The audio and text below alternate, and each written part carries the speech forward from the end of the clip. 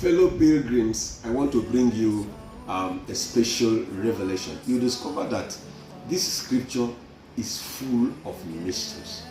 Now, let me show you something from the book of 1 Samuel chapter 19. I read from verse 19. Okay. And it was told Saul, saying, David is at Naioth in Ramah. And Saul sent messengers to David.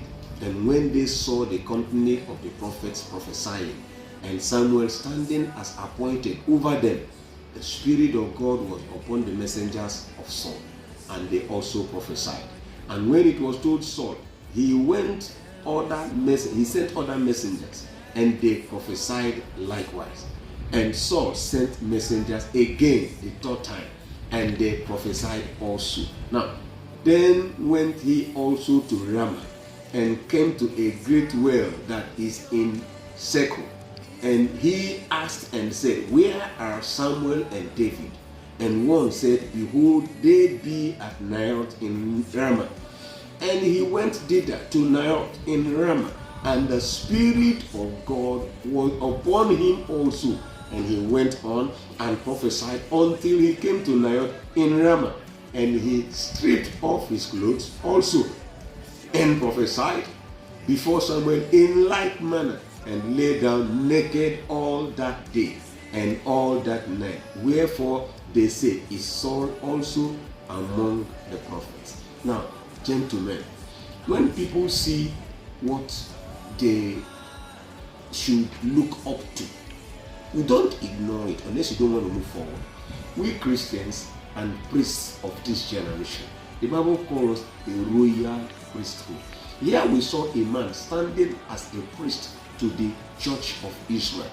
And the Bible said they were after David. David was running, and he ran to Samuel. And when he got there, the Bible said Samuel took him in. In fact, he began to enjoy the food of the priests. Now, Saul, who was after David, discovered that David was with Samuel, and began to send bands to go and bring David so that he can do whatever he wants to do with David. Now, each time the band of captains or whatever soldiers come to Naioth where Samuel dwelt, the Bible said, on sighting the prophets, the spirit of prophecy came on them. They began to prophesy. It happened the first time, the third time, the second and the third time. At the last time, Saul decided to come. What did we see? Saul also started prophesying, and in fact, he had a double dose of the one that others had. What does this teach us? There are things I don't see in the scripture, and I just move away like that. Last year, I was asking God. I saw fire in the Old Testament.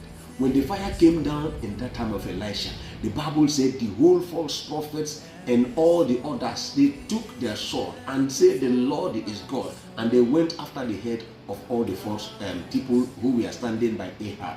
Now, during the time of the Acts of the Apostles, the Bible said when the fire came down on the apostles, who nobody reckoned to be anything, the difference was clear. Peter stood out and spoke, and thousands of people gave their life. My challenge was this. We are seeing fire and calling fire in our time, but the response that went or confirmed the fire that came down on Elijah's generation, on the apostolic generation, we saw the result. But I am yet to see a near result, a revival result of what the fire of the Lord brings. So I went last year asking God, where is the fire? Little did I know that it will result to my leaving this world. Something happened to me, I can't explain, but I died literally, and the Lord took me to hell, where every soul that died goes. I didn't say hellfire, or to be a matter for another time. What I'm saying is that the Lord began to explain to me what happened to the fire. Now come back to what we are seeing here. Naioth was the city known for Samuel. Samuel made Naioth different. Yesterday we were all in the church. We preached, we ministered.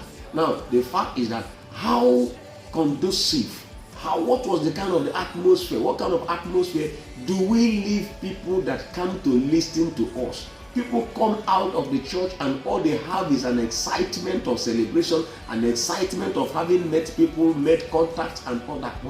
Something is seriously wrong. You don't go to Naioth and come back like that. No matter the condition of the people that came to Nayoth, the Spirit of God came upon them. Something must be done in order to bring the environment of the church where the Spirit of God dwells.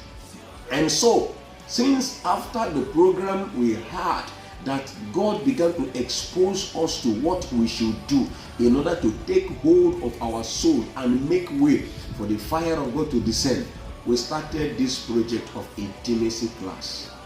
Every Saturday by 7 p.m., we sit down through the Zoom to teach on intimacy, moving harder, moving deeper, that we will be able to get to the realm where we can take hold again of what pertains to life and godliness. Something seriously wrong. There is no company, no organization that begin to see things going somehow and you remain like that. We need to do something. And that's why I am inviting you. When they come to Nayoth, the difference was clear. Brethren, we should be able to create an atmosphere in our time when people come to God's presence and they will see the difference. Join me every Saturday 7 p.m.